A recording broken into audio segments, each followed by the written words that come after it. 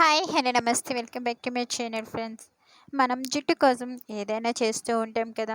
ఆడవాళ్ళకి జుట్టు అంటే ఎవరికి ఇష్టం ఉండేది చెప్పండి, అందరికి ఇష్టమే. అలాగే హెయిర్ స్మూతింగ్ కోసం మనం బయట చాలా యూజ్ చేస్తూ ఉంటాం. హెయిర్ కండిషనర్స్ కూడా యూజ్ చేస్తూ ఉంటాం.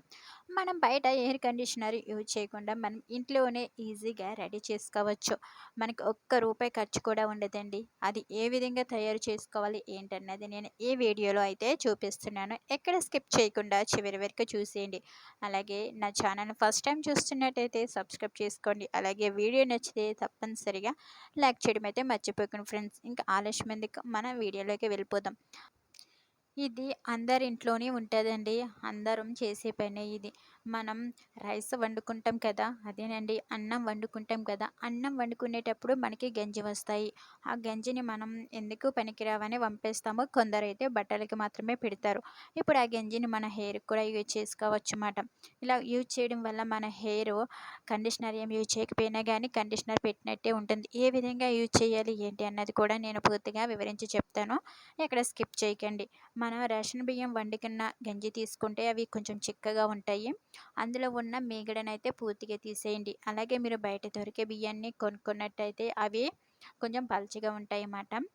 ఏదైనా కానీ పలుచగున్నా చిక్కగున్నా కానీ మనం గంజిని మాత్రం తీసుకోవాలి. ఆ గంజిని పూర్తిగా చల్లారిపోనివ్వాలి. అసలే వేడిగా ఉండకూడదు. అలాగే దానిపైన మేగడ కూడా ఉండకూడదు.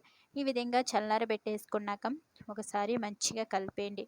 కలిపేసినాక ఇప్పుడు మీరు ఏ షాంపూ అయితే యూజ్ చేస్తారో, మీరు డైలీ ఏ షాంపూ అయితే హెడ్ బాత్ చేయడానికి యూజ్ చేస్తారో ఆ షాంపూనైతే మీరు తీసుకోండి. నేనైతే క్లీన్ ప్లస్ యూజ్ చేస్తాను కాబట్టి నేను క్లీన్ ప్లస్ తీసుకున్నాను. నా హెయిర్‌కి 2 షాంపూలయితే సరిపోతాయి కాబట్టి నేను 2 క్లినిక్ ప్లస్‌లయితే తీసుకున్నాను. మీకు ఒకటి మాత్రమే నేను వీడియోలో చూపిస్తున్నాను. ఈ విధంగా మీ హెయిర్‌కి సెట్ అయ్యే షాంపూ హెడ్ అండ్ షోల్డరా లేకపోతే డవ్వా ఏదైతే అది మీ హెయిర్‌కి మీరు ఎప్పుడు యూజ్ చేసే షాంపూనైతే తీసుకోండి. ఈ విధంగా తీసుకున్న షాంపూనైతే మనం ముందుగానే చల్లారబెట్టుకున్నాం కదా గంజి, అందులో కట్ చేసి అయితే ఆ షాంపూని మొత్తం వేసేయండి. మీ క్వాంటిటీకి 2, 3 అన్నది మీరే చూస్ చేసుకోండి. అలాగే గంజి కూడా మీకు మామూలుగా షాంపూ చేసేటప్పుడు మనం వాటర్‌లో షాంపూ వేసి చేస్తాము. డైరెక్ట్‌గా అయితే తల మీద వేసి చేయకూడదు.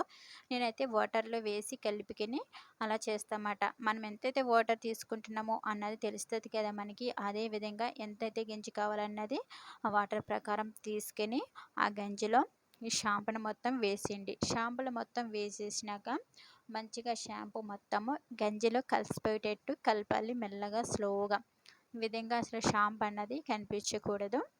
ఈ విధంగా గంజిలో మొత్తము మిక్స్ అయ్యేటట్టు కలపాలి.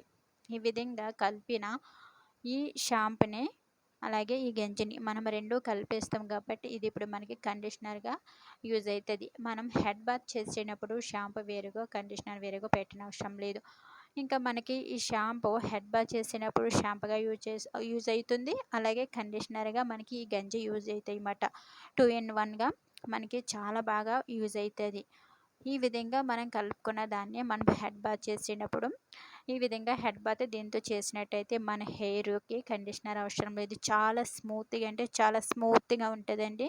నిజంగా వర్క్ అవుతది. ఇది నేను యూజ్ చేస్తున్నాను కాబట్టి మీకు చెప్తున్నాను. చాలా చాలా బాగా వర్క్ అయితది. చాలా స్మూత్‌గా అంటే స్మూత్‌గా ఉంటది హెయిర్. ఈ వీడియో మీకు నచ్చిందే అనుకుంటున్నాను. నచ్చితే తప్పనిసరిగా నా ఛానల్ సబ్స్క్రైబ్ చేసుకోండి. ఫస్ట్ టైం ఎవరైనా సరే నా వీడియో చూసినట్టయితే లైక్ చేయండి, సబ్స్క్రైబ్ చేయండి. Please subscribe my channel.